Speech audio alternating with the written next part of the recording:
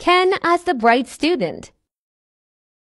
Ken, Alagos Chocolate Museum. what kind of chocolate are you using for the chocolate molding activity?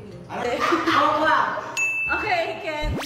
Where do cacao plants grow? Wala, the tropical part of the earth. Ken, okay. How many types of cacao beans are there?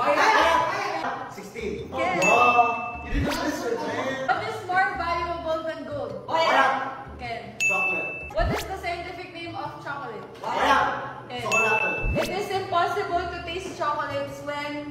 Sad. Ken. And the winner is... Kahit saan pa ako magpunta, lapat sa lupa aking mga paa.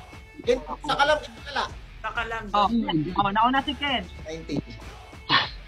19 is correct. Nice. Nagsimula na pero wala na kung balak na tapusin. Saka lang, Josh na. Nauna si Josh. 14 syllables. 14? Mali. 17.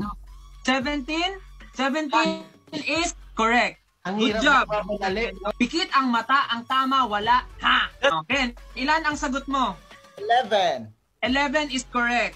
Lahat ng aking basura, pupulutin laging dala. Alam niyo talaga. Ako. Nauna ata si Ken. 12. Correct! Points. Di na magpapawat-awat, iwawagay-wayang watawat. Alam din talaga. Nauna si Ken. 18. 18 is correct. Exponent, multiplication or division, addition, subtraction. Pili ko honor student na.